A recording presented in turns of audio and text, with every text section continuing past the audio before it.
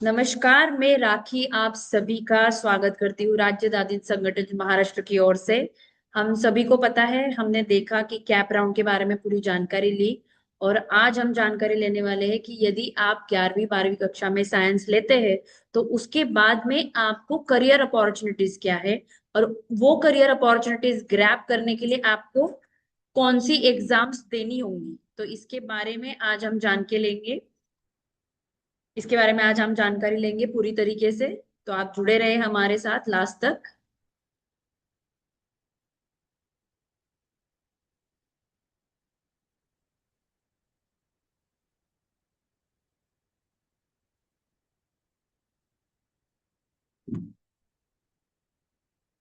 Okay, let's start unlocking your future career path after 12th science. हमें जिस तरीके से पता है, यदि आप 11वीं 12वीं कक्षा में साइंस लेते हैं तो उसके बाद में आपके सामने कौन से करियर अपॉर्चुनिटीज रहेगी। तो ठीक है, अब देखिए, सबसे पहले तो ट्रेडिशनल पावर हाउस अगर हम देखिए, जैसे कि हमें पता है medicine, health care, engineering, technology, सबसे ज्यादा क्राउड यदि कोई स्ट्रीम के लिए एनरोल करता है तो वो है मेडिसिन एंड हेल्थ केयर और engineering and technologies. Medicine health care में आपके सामने ऑप्शंस होते हैं एमबीबीएस, बीडीएस, बीएएमएस मतलब आयुर्वेदिक, उसके बाद है बीएचएमएस मतलब होम्योपैथी मेडिकल साइंस में आप जा सकते हैं, नर्सिंग है, फिजियोथेरेपी है, फार्मेसी एंड बायोमेडिकल साइंसेस है। इसके बारे में डिस्क्रिप्टिव हम लोग आगे जानकारी इसकी लेने वाली है।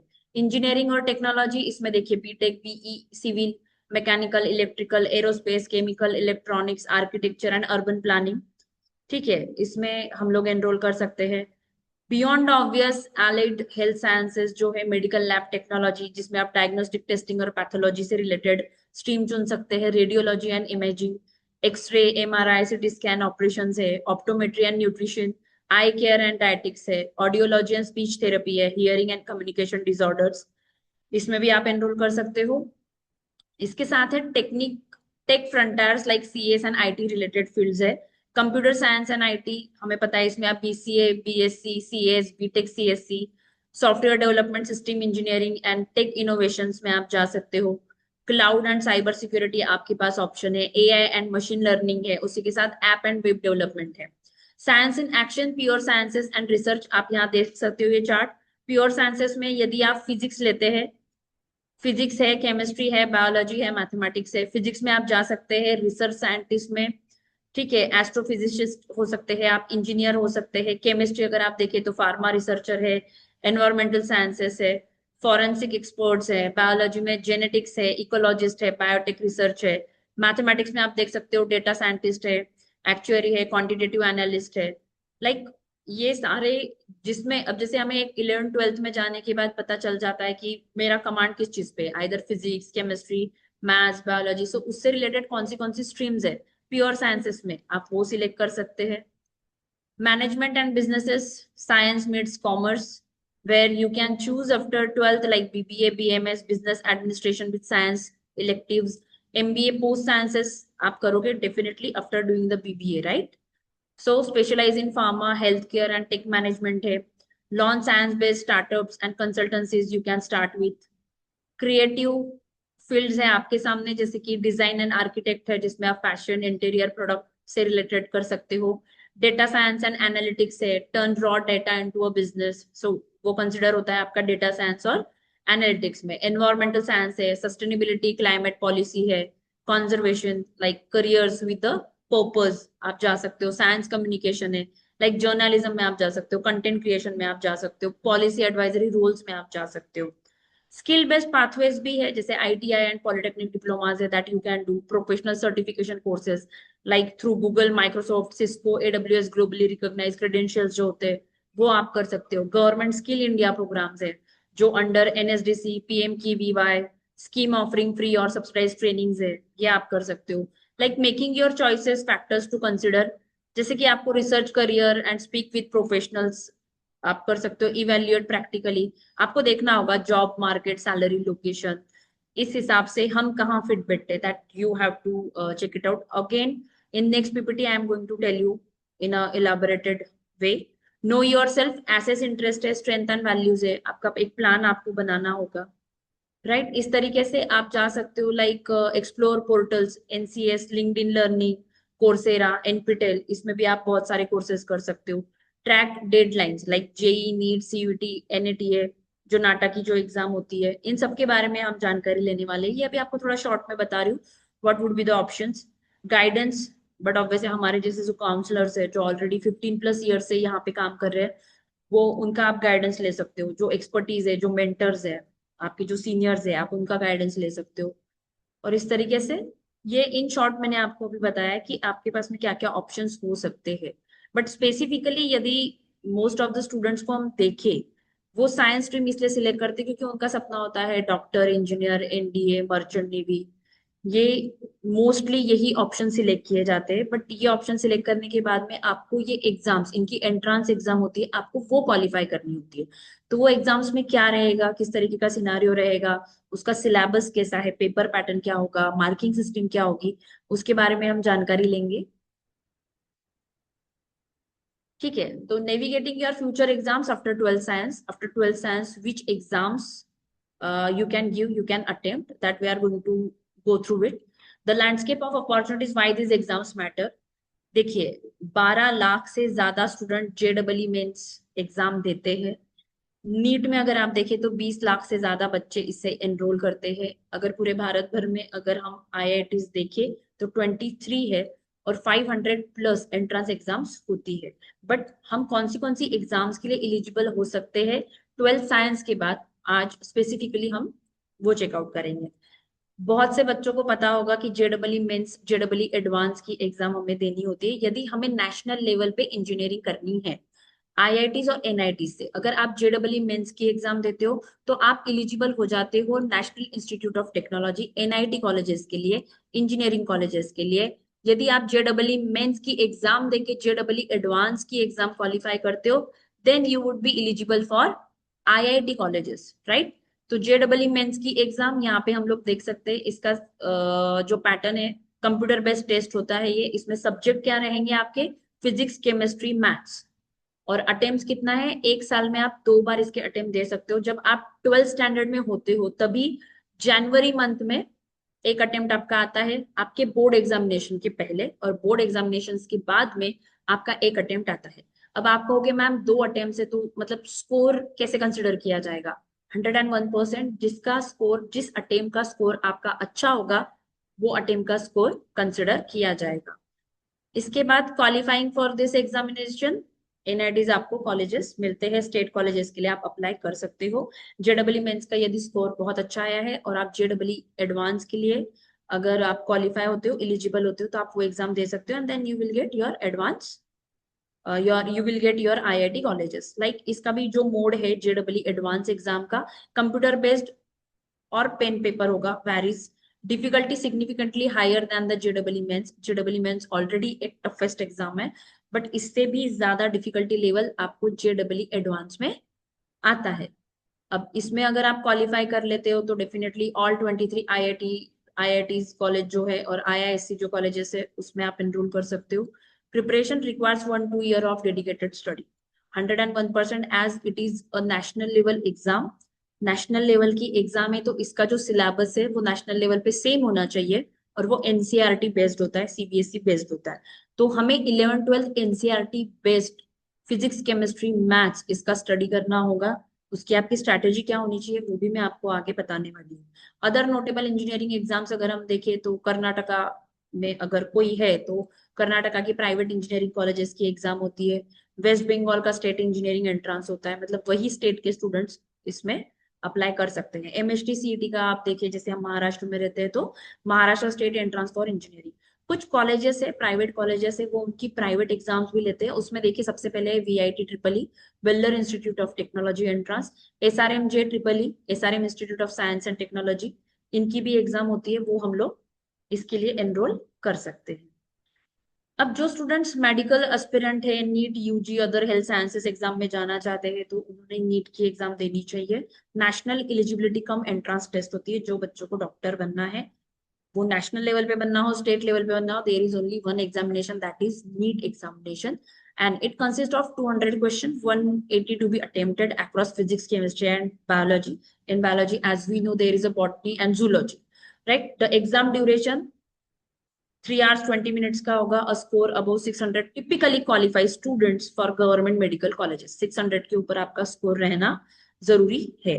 अब जैसे seats in top institution like AIIMS and JIPMER now merge under NEET, तो आपको नीट की एग्जाम देनी ही होंगी। Now AIIMS and JIPMER via NEET, आप यहाँ पे एनरोल कर सकते हो। आप यदि नीट एग्जाम क्वालिफाई कर जाते हो तो आप एम्स के लिए और जिपमर के लिए आप एलिजिबल हो जाओगे। अगर हेल्थ साइंस एग्जाम्स जो है, जैसे मैंने हमेशा मैं स्टूडेंट्स को बताती हूँ कि नीट और जेडब्ल्यू की एग्जाम्स तो है ही, बट इसी के साथ में कॉमन यूनिवर्सिटी एंट्रेंस टेस्ट भी होती है, इसमें भी नेगेटिव मार्किंग होती है। अगर आपका आंसर करेक्ट है तो +5 मार्क्स, अगर आपका आंसर रॉन्ग है तो -1। और जेडब्ल्यू नीट की एग्जामिनेशन में अगर हम देखें मार्किंग सिस्टम, तो वहां पे भी नेगेटिव मार्किंग है। यदि आपका आंसर करेक्ट है तो +4, और आपका आंसर यदि रॉन्ग है तो -1। So negative marking system are there. अब ये जो आप सीयूटी एग्जाम दे सकते हो वो बीएससी नर्सिंग के लिए दे सकते हो, एलियड हेल्थ साइंसेस के लिए दे सकते हो, IPU CET for Delhi based paramedical courses, state level exams for BPT मतलब फिजियोथेरेपी के लिए आप एनरोल कर सकते हो। बी फार्म है, बीएससी मेडिकल टेक्नोलॉजी है। सीयूटी अगर आप ये ऑप्शन फॉर्म फिलअप करते हो, बट इसमें भी आपको ध्यान रखना जरूरी है, आप जिस कॉलेज में ट्राई कर रहे हो, जिस सब्जेक्ट के लिए आप ट्राई कर रहे हो, आपको उसका कट ऑफ देखना जरूरी है। और subject selection is very important while you are going to attempt for CUET. आपको सब्जेक्ट सिलेक्ट करने होंगे उस कॉलेज वाइज। तो 242 universities are there under CUET examination. उसमें से आपको जिस कॉलेज में एनरोल करना है, जिस कोर्स के लिए एनरोल करना है, आपको पहले सब्जेक्ट सिलेक्ट करना होगा कि उस कॉलेज में एंटर करने के लिए कौन से सब्जेक्ट लेना होगा उस स्ट्रीम में एंटर करने के लिए। वो पूरी जानकारी लेने के बाद में ही सीयूईटी का आप फॉर्म भरिएगा। और हर एक कॉलेज का कट ऑफ आपको पता होना चाहिए। हम जिस भी एग्जाम के लिए प्रिपेयर कर रहे हैं, हमें पता होना चाहिए कि अगर मैंने एक गोल रखा हुआ है कि मुझे इस पर्टिकुलर कॉलेज में जाना है, तो डेफिनेटली वहां का कट ऑफ क्या है ये मुझे पता होना चाहिए, राइट। तो इस हिसाब से आप नीट की, जेडब्ल्यू और सीयूटी एग्जाम की प्रिपरेशन कर सकते हो। अब इनके अलावा भी बहुत सारे ऑप्शंस आपके सामने हैं, जिस तरीके से बीएससी है, बीसीए है and professional courses. BSc programmes में हमें पता है कि आप बीएससी कर सकते हो, फिजिक्स में कर सकते हो, chemistry, maths, biology, biotechnology, environmental sciences, data science offer a strong academic foundation, right. अब ये BSc as a stepping stone to MSc, मतलब बीएससी करने के बाद आप एमएससी कर सकते हो, एमएससी के बाद आप पीएचडी कर सकते हो। आपका जो करियर है आप रिसर्च में बना सकते हो, राइट। सीयूईटी के थ्रू भी आपको अच्छे अच्छे बीएससी कॉलेजेस जो है वो मिल सकते हैं, आप उसमें एनरोल कर सकते हो। Then BCA and computer sciences है, ये भी एक आपके लिए बहुत अच्छा ऑप्शन है। BCA graduates are highly employable. Entrance exams include IPU, CET, SET, and university-specific test. Many BCA students later pursue MCA for advanced careers. तो आप ये कर सकते हो, पहले आपको ग्रेजुएशन करना जरूरी है BCA, then you can apply for this. Law and management and design. The students, those who have enrolled for 11 science, after 12 science examination, even they can attempt for CLAT examination. जो law management और design के जो courses होते हैं, BA LLB में आप enrol कर सकते हो, बीएससी एलएलबी में आप एनरोल कर सकते हो। क्लैट है और आईलेट की एग्जाम आप अटेम्प्ट कर सकते हो, ठीक है। इसके बाद में डिफेंस एंड गवर्नमेंट सर्विसेज, जो बच्चों को जो स्टूडेंट्स को डॉक्टर भी बनना है, इंजीनियरिंग भी करना है और उसी के साथ में देश की सेवा भी करना है, तो बहुत सारे स्टूडेंट्स जो है एनडीए में भी एनरोल करते हैं। एनडीए का जो रिटर्न पेपर है वो यूपीएससी सेट करता है, और उसका जो इंटरव्यू है वो एसएसबी पैनल कंडक्ट करता है। अभी यूपीएससी रिटर्न पेपर सेट करेगा, तो जो स्टूडेंट्स ये एग्जाम क्वालिफाई कर जाते हैं एनडीए, वो बच्चों को 2 स्टेप्स होती है, एक रिटर्न होता है, एक इंटरव्यू होता है। और इसी के साथ में एनडीए क्वालिफाई करने के बाद कुछ स्टूडेंट्स जो है वो बाद में जाके यूपीएससी एग्जाम्स भी देते हैं। इवन अगर आप डॉक्टर बन जाते हो, इंजीनियर बन जाते हो या प्लेन बीएससी करते हो, आप उसके बाद में यूपीएससी की एग्जाम्स भी दे सकते हो। जो स्टूडेंट्स को आगे जाके आईएएस बनना है, आईपीएस बनना है, इंडियन फॉरेन सर्विसेज में जाना है, इंडियन रेलवे सर्विसेज में जाना है, इवन जो इंजीनियर बन चुके हैं उनके लिए इंडियन इंजीनियरिंग सर्विसेज करके भी एग्जाम्स होती है। बट हाँ, डेफिनेटली इन सभी के लिए आपको बैचलर डिग्री आपके पास होना जरूरी है। और अगर आप देखिए यूपीएससी में जो बच्चे क्वालिफाई होते हैं वो ज्यादातर ऑलरेडी डॉक्टर्स बने हुए होते हैं या इंजीनियर्स बने हुए होते हैं।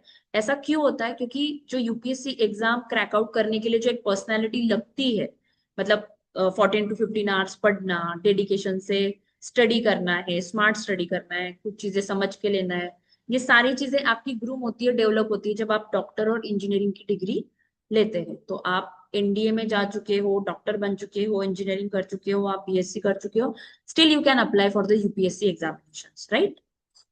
The power of planning, crafting for your exam strategy. See, these are some important examination that you can give after 12th standard. जैसे मैंने आपको जेडब्ल्यू की बात बताई, एमएचटी सीटी आप दे सकते हो, जेडब्ल्यू मेंस के बाद जेडब्ल्यू एडवांस की एग्जाम दे सकते हो, नीट की एग्जाम दे सकते हो, एनडीए की दे सकते हो। जो स्टूडेंट मर्चेंट नेवी में जाना चाहते हैं उनकी आईएमयू सीईटी करके भी एक एग्जाम होती है, कमर्शियल शिपिंग में आप जा सकते हो। तो ये सारे ऑप्शंस आपके सामने अवेलेबल है।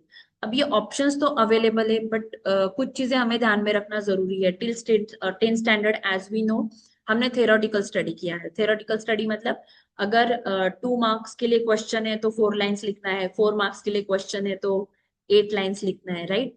और अगर हम मैथ्स में भी देखते हैं, अगर हमने गिवन लिखा सो उसको हाफ मार्क मिलेगा, फॉर्मूला लिखा उसे हाफ मार्क मिलेगा, though though your final answer is absolutely wrong, still you will get some marks for the steps. But जब आप ये एग्जाम्स के लिए प्रिपेयर करते हो, जेडब्ल्यू नीट, ये जब एग्जाम्स के लिए प्रिपेयर करते हो, यहाँ पे आपका objective type of question paper होता है। और इसमें और एड ऑन होता है कि नेगेटिव मार्किंग है। इसी के साथ जो बच्चे स्टेट बोर्ड से बिलोंग करते हैं, 11th 12th में उनको एनसीईआरटी पे स्टडी करनी होती है, क्योंकि ये नेशनल लेवल की एग्जाम है। तो नेशनल लेवल पे सभी सिलेबस सेम होना चाहिए, that is only of NCERT. यहाँ पे आपका जो टाइम मैनेजमेंट है, आपका जो स्ट्रैटेजी है, आपकी जो प्लानिंग है, वो बहुत इंपॉर्टेंट रोल प्ले करता है। पहली चीज तो नेगेटिव मार्किंग, हम कभी इस चीज को फेस ही नहीं कर पाते, है ना? टिल 10 स्टैंडर्ड या 12th बोर्ड की एग्जाम में तक अगर समझिए एमसीक्यूज आते हैं आपके सामने, 10 एमसीक्यूज में से 7 एमसीक्यूज यू कैन सॉल्व। और अगर 3 एमसीक्यूज का आपको आंसर नहीं आता है तो हम जनरली क्या करते हैं? नो बडी स्किप्स एमसीक्यूज। मतलब कहेंगे अरे 12th स्टैंडर्ड तक एमसीक्यू स्किप करना, मतलब हम क्या करते हैं? हाँ चलो नाम लो ABC, आपका फ्रेंड कुछ लिख रहा हो या आपको ऐसे लगता है इंस्टिंक्ट, चलो ठीक है मैं एक तुक्का मार ही देता हूँ, है ना? जो होगा वो देखा जाएगा, क्योंकि नेगेटिव मार्किंग तो है नहीं।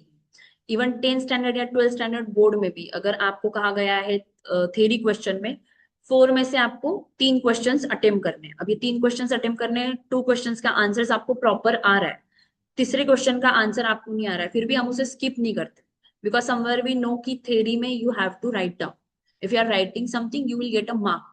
बट ये जो हम लोग जो कहते हैं ना कि जो भी पैटर्न चला आ रहा है 10th और 12th स्टैंडर्ड तक, इसके एकदम उल्टा पैटर्न, मतलब रिवर्स पैटर्न जो है, आपको ये एग्जाम्स में फेस करना पड़ता है।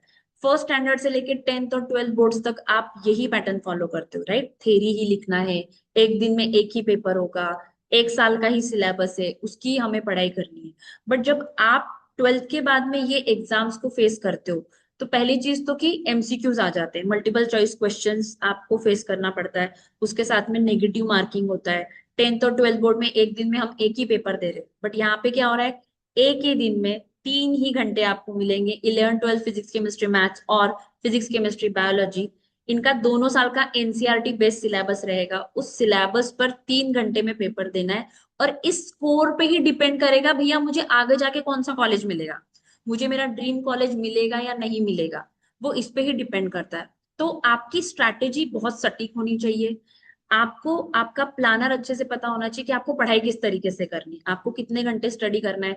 MCQs everyday minimum 50 to 75 MCQs जो है आपको वो करना होगा, आपको टाइम लगाकर, और विद इन दैट टाइम बाउंडेशन आपको पेपर सॉल्व करने होंगे। इसमें सिर्फ एक ही इलाज है, एक ही रामबाण उपाय है आपके पास में, प्रैक्टिस, स्ट्रैटेजी। आपके जो मेंटर्स है वो आपके पास में प्रॉपर होने चाहिए, आप जो बुक्स यूज कर रहे हो वो ऑथेंटिक होनी चाहिए। एनसीईआरटी इज द सोल, मतलब एनसीईआरटी का एक एक लाइन आपको अच्छे से पता होना चाहिए। मोस्टली अगर आप देखो तो उसी पे बेस्ड और एप्लीकेबल बेस्ड आपको क्वेश्चंस पूछे जाते हैं। तो इस हिसाब से अगर आप आपकी स्ट्रैटेजी करते हो, प्रॉपर मेंटर्स अगर आपको अच्छे मिल जाते हैं, ऑथेंटिक बुक्स आपको मिल जाती है, आप डेली प्रैक्टिस पेपर सॉल्व करते हो, वीकली टेस्ट दे रहे हो, मंथली टेस्ट दे रहे हो, 6 महीने से आप टेस्ट दे रहे हो, नेगेटिव मार्किंग में आपको किस तरीके से उसको टैकल करना है, कितनी कैलकुलेटेड रिस्क लेनी है, इसके साथ में with in a time frame, मतलब एक पर्टिकुलर टाइम में आपको टाइम मैनेजमेंट करके ये सारी चीजें एप्लीकेबल होनी चाहिए, तब जाकर आप ये नेशनल लेवल की टफेस्ट जो एग्जामिनेशन है वो क्रैक आउट कर सकते हो। तो ये प्लानिंग एकदम सटीक होनी चाहिए आपकी, ठीक है? The power of planning crafting your exam strategy, intensive practice आपकी होनी चाहिए। अब देखिए इसमें क्या कहा है कि 1 से 6 मंथ तक आपको NCERT mastery and clear concept, मतलब एनसीईआरटी जो बेस है आपका, आपको उस पे मास्टरी लानी पड़ेगी, क्लियर आपके सारे कंसेप्ट करने होंगे। फिर 7 to 10th मंथ में problem solving and mock test जो है वो आपको करना होगा। 11th and 12th month quick revision and time drills है। फाइनल कुछ आपका रहेगा last 30 days full mocks and weak focus. तो ये कुछ स्ट्रैटेजीज है जो आपको फॉलो करना जरूरी है। तो इस तरीके से आप बहुत सारी एग्जाम्स जो है उसके लिए प्रिपेयर कर सकते हो। आईसर की भी एग्जाम होती है, ठीक है, जहाँ पे आप रिसर्च में जाना चाहते हो। नेस्ट की एग्जाम होती है। पीसीएम फिजिक्स केमिस्ट्री मैथ्स, ये ग्रुप लेके आप भारत के लेवल पे ऑलमोस्ट 12 एग्जामिनेशंस दे सकते हो। पीसीबी ग्रुप लेके आप भारत के लेवल पे 6 एग्जाम्स दे सकते हो। तो मेरे ख्याल से आपने ये सारी ही एग्जाम्स अटेम्प्ट करनी चाहिए, क्योंकि इसका सिलेबस आइदर स्टेट और नेशनल लेवल का होता है, एनसीईआरटी बेस्ड होता है। तो आप ये सारी ही एग्जाम्स अटेम्प्ट करो। ये सारी एग्जाम्स के बारे में डिस्क्रिप्शन बॉक्स में मैंने डिटेल्स दिए हुए हैं। जनरली इनके जब फॉर्म छूटेंगे आप हमसे कनेक्टेड रहिए, राज्यदादी संगठन से आप कनेक्टेड रहिए। हमारे यूट्यूब और सोशल मीडिया चैनल पे हम वो पोस्ट करेंगे कि ये एग्जाम फॉर्म्स कैसे फिलअप करना है, इसकी पढ़ाई किस तरीके से करनी है, आपकी स्ट्रैटेजी क्या होनी चाहिए, आपका प्लानिंग क्या होना चाहिए। तो ये सारी डिटेल्स आपको हमारे जो भी सोशल मीडिया प्लेटफॉर्म है वहां पर मिलेगी। अब बस मैं आपको यही बता सकती हूँ कि all the very best for your future, for your bright future. अच्छे से पढ़िए। आप अभी अगर साइंस स्ट्रीम चुन रहे हो तो आपको अच्छे से पता होना चाहिए कि मेरा आगे लाइफ का गोल क्या है। कुछ बच्चे पीसीएम भी चारों सब्जेक्ट लेते हैं, बट हम जनरली बीइंग अ काउंसलर और एक एक्सपीरियंस पर्सन, आप अभी से थोड़ा सा डिसाइड करिए। भले ही आप 11th के पहले 6 मंथ्स में पीसीएम भी ग्रुप रखिए, आप चेक करिए आप किस में ज्यादा अच्छा कर पा रहे हो। या आपको डॉक्टर बनना है या इंजीनियर बनना है या आपको एनडीए में जाना है। अब जैसे एनडीए में तो physics chemistry maths biology history geography civics English, ये सारे ही सब्जेक्ट होते हैं। तो वो बच्चों को डेफिनेटली पीसीएमबी ग्रुप रखना ही होगा।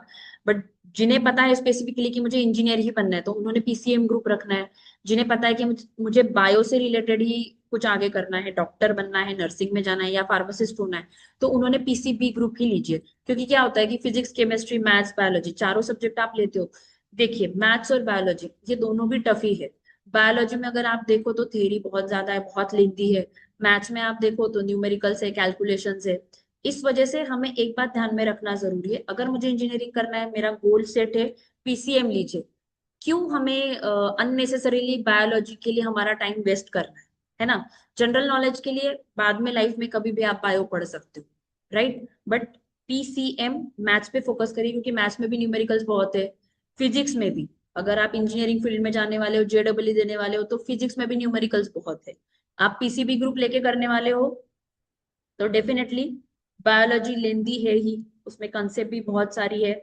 और फिजिक्स भी आपको थ्योरेटिकल पार्ट ज्यादा अटेम्प्ट करना होगा।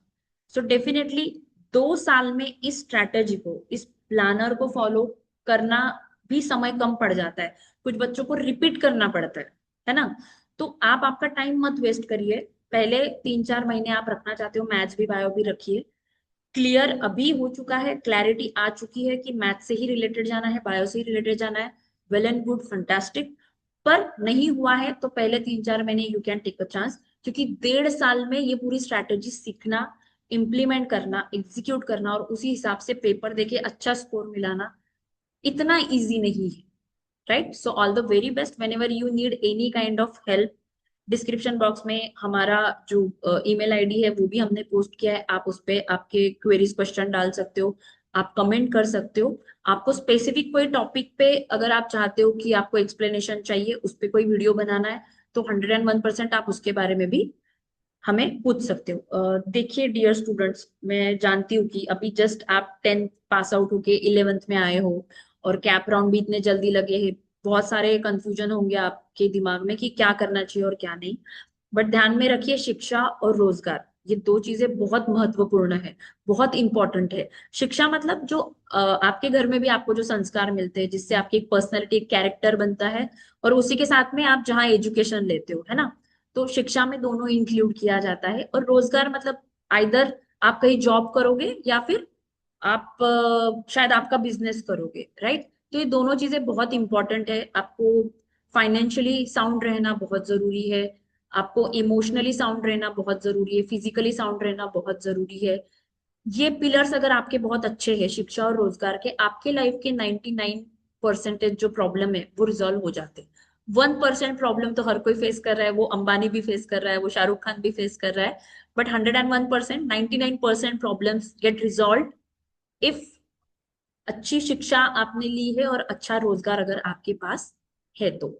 अब कुछ बच्चों की कुछ क्वेरीज क्या होती है कि मैम अगर समझिए मैं कोई लोकल कॉलेज से इंजीनियरिंग करता हूँ, और एक स्टूडेंट है वो जो स्टेट लेवल का जो बेस्ट कॉलेज है वहां से इंजीनियरिंग कर रहा है, और कोई स्टूडेंट है जो नेशनल लेवल पे बेस्ट कॉलेज से इंजीनियरिंग कर रहा है, तो इसमें फर्क क्या है? मतलब डॉक्टर बन रहा हूँ, इंजीनियर बन रहा हूँ, या प्लेन बीएससी कर रहा हूँ, या अदर कुछ कोर्सेज कर रहा हूँ, तो बेस्ट कॉलेज से क्यों करना है? क्योंकि बहुत ज्यादा डिफरेंस है। अगर आप बेस्ट कॉलेज में जाते हो तो you will be surrounded by the best students, correct? Best students को पढ़ाने के लिए बेस्ट फैकल्टीज होती है, और जो बेस्ट कॉलेजेस होते हैं वहां पे बेस्ट कंपनीज आती है कैंपस सिलेक्शन के लिए। तो ये जो आपका 3 4 5 साल का जो जर्नी है, वो आप दी बेस्ट दीजिए ना।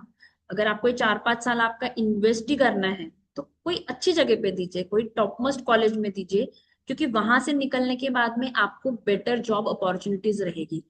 मतलब सॉरी टू से बहुत से लोग कहते हैं कि मार्केट में जॉब अवेलेबल नहीं है, इंजीनियरिंग की डिग्री ले चुका हूँ। बट मेरा आप लोगों से एक ही सवाल है, जो लोग बेस्ट कॉलेजेस से पढ़े हुए हैं या टॉप मोस्ट यूनिवर्सिटीज से उन्होंने ग्रेजुएशन किया हुआ है, मुझे ऐसा लगता है, मुझे लगता नहीं है, आज मेरे एक्सपीरियंस से मैं आपको बता रही हूँ कि जब वो बाहर निकलते हैं कॉलेज के, उनके पास में ऑप्शंस होते हैं कि मुझे कहाँ जॉब करना है ना? तो इसीलिए इस वक्त तो मैं आपको यही कहूंगी कि जो भी करना है बेस्ट कीजिए। आप नहीं कर पाते हैं तो डेफिनेटली हम आपको सेकंड ऑप्शंस भी बताएंगे। बट अब आप जस्ट मूविंग टू 11th हो, तो आई विल टेल यू कि बेस्ट दीजिए, बहुत अच्छा करिए, करियर में अच्छा करिए। और अपने मम्मी पापा अपने सिबलिंग्स की रिस्पॉन्सिबिलिटी आपके ऊपर ही है, आपको एक अच्छा सिटीजन तो बनना ही है, उसी के साथ साथ में आपको आपके पेरेंट्स की जिम्मेदारी उठानी है, आपके सिबलिंग्स की जिम्मेदारी उठानी है, और 101% आपकी खुद की जिम्मेदारी आपको ही उठानी है। और इन सब चीजों के लिए फाइनेंशियली साउंड होना, अच्छा एजुकेशन लेना is very very very important. So thank you so much for joining. आपको और भी अगर कोई टॉपिक पे वीडियोस अगर चाहिए तो प्लीज हमें कमेंट बॉक्स में बताइए, डेफिनेटली हम उस पे बनाएंगे। Thank you so much, all the very best for your bright future. Yes.